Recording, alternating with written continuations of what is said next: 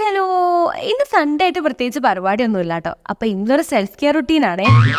ഇപ്പോഴത്തെ ഈ തിരക്കിനിടയിൽ എനിക്ക് തീരെ ടൈം കിട്ടാറില്ല കേട്ടോ എന്റെ സെൽഫ് കെയർ ഒക്കെ ചെയ്യാനായിട്ട്. ഏതെങ്കിലും ഒരു ഫ്രീ ഡേ വന്നും എന്തെങ്കിലുമൊക്കെ ഒന്ന് ചെയ്യാനായിട്ട്. ട്രീറ്റ്മെന്റ് ഒക്കെ ചെയ്തേ പിന്നെ എന്റെ ഹെയർ മൊത്തം ഡാമേജാണ്. ഞാൻ വല്ലപ്പോഴൊക്കെ മാത്രമേ ഹെയറിൽ ഇതുപോലെ ഓയിലൊക്കെ അപ്ലൈ ചെയ്യാറുള്ളൂ. അപ്പൊ അതിന് മുന്നേ എന്റെ ഹെയറിലെ ടാങ്കിൾസ് ഒക്കെ ഞാൻ മൊത്തം ഒന്ന് റിമൂവ് ചെയ്യും. ഓയിൽ അപ്ലൈ ചെയ്യുമ്പോൾ ഞാൻ എപ്പോഴും ചൂടാക്കിയിട്ട് മാത്രമേ തലയിൽ തേക്കാറുള്ളൂ. ഇപ്പം നോർമലി നമ്മുടെ വീട്ടിലുള്ള കുഞ്ഞുള്ളിയോ അല്ലെങ്കിൽ കറിവേപ്പിലയോ തുളസി ഇലയോ അങ്ങനെ എന്തെങ്കിലുമൊക്കെ ഇട്ടാക്കിയാൽ നോർമലി എപ്പോഴും എണ്ണ കാച്ചുന്നത്. പണ്ട് അമ്മ എണ്ണ തലയിൽ തേച്ച് തന്നോണ്ടിരുന്നപ്പോൾ ഇഷ്ടം പോലെ മുടിയുണ്ടായിരുന്നു. എന്നാണോ ഞാൻ തന്നെ എൻ്റെ കാര്യങ്ങൾ ഏറ്റെടുക്കാൻ തുടങ്ങി അന്ന് തൊട്ട് തലേന്ന് പോകാൻ തുടങ്ങിയത് ഇതുവരെ നിന്നിട്ടില്ല മുടി കൊഴിച്ചിൽ.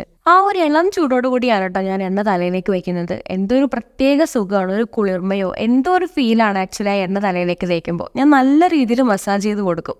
എൻ്റെ ഹെയറാണ് ഒട്ടും ഹെൽത്ത് ഇല്ലാത്ത ഹെയറാ. തൊട്ടാൽ തന്നെ പൊട്ടിപ്പോരും. ആദ്യം ഞാനൊന്ന് പോയി ഹെയർ കളർ ചെയ്തിട്ടുണ്ടായിരുന്നു. അന്ന് ബ്ലീച്ച് ചെയ്തപ്പോൾ തുടങ്ങിയതാണ് ഇങ്ങനെ പൊടിഞ്ഞു പോകുന്നത്. അന്ന് ഞാൻ തീരുമാനിച്ചു ഇനി ഹെയറിൽ ട്രീറ്റ്മെന്റ് ഒന്നും എടുക്കണ്ടെന്ന്. പക്ഷെ ഓരോരോ ടൈമിൽ ഓരോരോ തോന്നലല്ലേ. വീണ്ടും പോയി സ്മൂത്തനിങ് ചെയ്തു. അങ്ങനെ ഒന്നും പറയണ്ട, ടോട്ടലി മുടി കംപ്ലീറ്റ്ലി അങ്ങ് ഡാമേജ് ആയിപ്പോയി.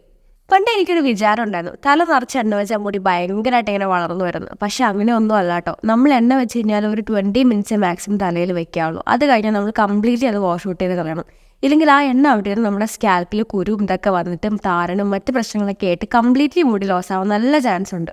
പിന്നെ നമ്മൾ എണ്ണ വയ്ക്കുന്ന ടൈമിൽ മുടി ഇതുപോലെ ഫ്രണ്ടോട്ട് ഇട്ടിട്ട് കൈവിരലും കൊണ്ട് ഇങ്ങനെ കോതി എടുക്കുകയാണെങ്കിൽ ബ്ലഡ് സർക്കുലേഷൻ കൂടും കേട്ടോ. അതുകൊണ്ട് മുടി പെട്ടെന്ന് വളരുകയും ചെയ്യും. പിന്നെ ഓയിൽ ഒരു 20 മിനിറ്റ്സ് കൂടുതൽ വെക്കരുത് കേട്ടോ തലയിൽ. ഞാൻ നേരത്തെ പറഞ്ഞ പോലെ എന്ന് വെച്ചാൽ നമ്മുടെ സ്കിന്നിൽ എങ്ങനെയാണ് നമ്മൾ എണ്ണയൊക്കെ തേച്ച് കഴിയുമ്പോഴേക്കും കുറച്ച് നേരം അത് കഴിയുമ്പോൾ പിമ്പിളായിട്ട് വരും.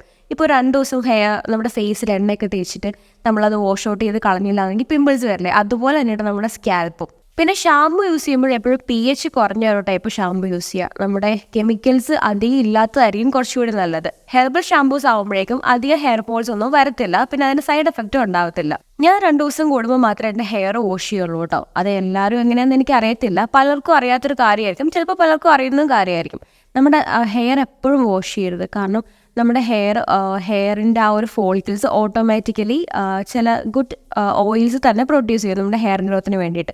നമ്മൾ ഡെയിലി ഇതിങ്ങനെ വാഷ് ഔട്ട് ചെയ്ത് കളയുവാണെങ്കിൽ നമുക്ക് ആ ഹെയർ ഗ്രോത്ത് അവിടെ നിൽക്കാനുള്ള ചാൻസ് ഉണ്ട്. പിന്നെ നല്ലൊരു കണ്ടീഷണർ കൂടി യൂസ് ചെയ്യുക. എനിക്ക് എപ്പോഴും നിർബന്ധമുള്ള കാര്യം കേട്ടോ നല്ല സ്മെല്ലായിട്ടിരിക്കുക എന്നുള്ളത്. ഞാൻ കുളി കഴിഞ്ഞാലും അത് കുളിച്ചില്ലെങ്കിൽ കൂടി ഞാൻ എപ്പോഴും പെർഫ്യൂംസ് യൂസ് ചെയ്യും. എൻ്റെ ഫേവറേറ്റ് ആണ് കേട്ടോ ഊതെന്ന് പറയുന്നത്. എനിക്ക് ബോഡി ഓഡർ കുറച്ച് കൂടുതലുള്ള ആളാണ്. അപ്പോൾ ഞാൻ എപ്പോഴും പെർഫ്യൂം യൂസ് ചെയ്യും. അതുപോലെ തന്നെ നമ്മുടെ ഇയറിലുള്ള വാക്സും അതുപോലെ അതിൻ്റെ പുറമേയുള്ള അഴുക്കും ഞാൻ എന്തായാലും കുളി കഴിഞ്ഞാൽ അപ്പം തന്നെ ക്ലിയർ ചെയ്യും. അങ്ങനെ ചെയ്തതിൽ എനിക്ക് ഭയങ്കര ഇറിറ്റേഷനാണ് കേട്ടോ. പിന്നെ ഞാൻ കുറേ സ്റ്റഡ് കുത്തിയിട്ടുള്ള ഒരാളാണ്. അപ്പോൾ പിന്നെ ഈ സൈഡിലൊക്കെ നല്ല രീതിയിൽ ചെളിയൊക്കെ പിടിക്കും. അപ്പോൾ അതും ഞാൻ ഡെയിലി നല്ല രീതിയിൽ ക്ലീൻ ചെയ്ത് കളയും. ഇപ്പോൾ കുറേ നാളായി ഞാൻ സ്റ്റഡൊക്കെ യൂസ് ചെയ്തിട്ട്. അന്നത്തെ ആ ഒരു ട്രെൻഡിൽ പോയി അടിച്ചതാണ്. ഇപ്പോൾ അത് കടഞ്ഞ ഒരു പരുവായിട്ടുണ്ട്. ഹെയർ ഡ്രൈ ആയി കഴിഞ്ഞാൽ ഞാൻ പിന്നെ ഹെയർ സെറം യൂസ് ചെയ്യും കേട്ടോ. ഞാനന്ന് ഫസ്റ്റ് ടൈം സ്മൂത്തനിങ് ചെയ്തപ്പോൾ അവിടുത്തെ ഒരാളാണ് എനിക്കിത് റെക്കമെൻഡ് ചെയ്തത്, ഈ ഒരു മെട്രിക്സിൻ്റെ ഹെയർ സെറം. സംഭവം അടിപൊളിയാണ്. ഞാൻ അന്നോട്ട് യൂസ് ചെയ്യാൻ തുടങ്ങിയിട്ട് ഇപ്പോൾ വരെ യൂസ് ചെയ്യുന്ന ഈ ഒരു സെയിം സാധനമാണ്. ഹൈജീൻ്റെ ഒരു ഭാഗമാണ് കേട്ടോ നമ്മുടെ ഈ ഹെയർ റിമൂവൽ എന്ന് പറയുന്നത്. അത് കയ്യിലായാലും കാലിലായാലും ഇനിയിപ്പോൾ പ്രൈവറ്റ് പാർട്സിലെ ആയാലും നമ്മൾ പ്രോപ്പറായിട്ട് ഹെയർ ക്ലീൻ ചെയ്ത് പോവുകയാണെങ്കിൽ ആ ഒരു എന്താ പറയുക ബോഡി ഓഡറൊക്കെ കുറച്ച് കുറയാനും അതുപോലെ തന്നെ കാല് ഭയങ്കര അല്ലെങ്കിൽ കയ്യോ കാലോ സ്കിന്ന് ഭയങ്കര സ്മൂത്ത് ആയിട്ടിരിക്കാനോ നല്ലതാണ്. അതുപോലെ ശ്രദ്ധിക്കേണ്ട കാര്യം എന്ന് പറഞ്ഞാൽ നമ്മൾ യൂസ് ചെയ്യുമ്പോൾ നല്ല റേസർ നോക്കി യൂസ് ചെയ്യുക. അതുപോലെ തന്നെ ഹെയർ റിമൂവലിന് മുന്നായിട്ട് ഡ്രൈ സ്കിന്നിൽ പോയി ഇതുകൊണ്ട് ഷേവ് ചെയ്യാൻ നിൽക്കരുത്. നമ്മൾ എപ്പോഴും ഒന്ന് മോയ്സ്ചറൈസ് ചെയ്തിട്ട് അല്ലെങ്കിൽ അലോവേറ ജെല്ലോ അങ്ങനെ എന്തെങ്കിലും തേച്ച് കൊടുത്തിട്ട് മാത്രമേ ഇങ്ങനെ ചെയ്യാവുള്ളൂ. ഫേസും അതുപോലെ തന്നെയാണ്. നമ്മൾ ബ്ലേഡ് നല്ല ക്വാളിറ്റിയുള്ള തന്നെ നോക്കിയെടുക്കണം. അല്ലെങ്കിൽ ഫേസിൽ പിമ്പിൾസ് വരാനൊക്കെ നല്ല ചാൻസ് ഉണ്ട്. പലർക്കും ബ്ലേഡ് അലർജി ഉണ്ടാവും കേട്ടോ. അപ്പോൾ ഞാൻ പറഞ്ഞ പോലെ നല്ല സാധനം നോക്കി വാങ്ങിക്കുവാണെങ്കിൽ നമുക്ക് ആ ഒരു ഇതങ്ങ് ഒഴിവാക്കാം. അതുപോലെ ഷേവ് ചെയ്ത് ഉടനെ തന്നെ മോയ്സ്ചറൈസ് ചെയ്ത് കൊടുക്കണം കേട്ടോ. എൻ്റെ ഡ്രൈ സ്കിൻ ആയതുകൊണ്ട് ഞാൻ പെട്ടെന്ന് തന്നെ ചെയ്യാറുണ്ട്.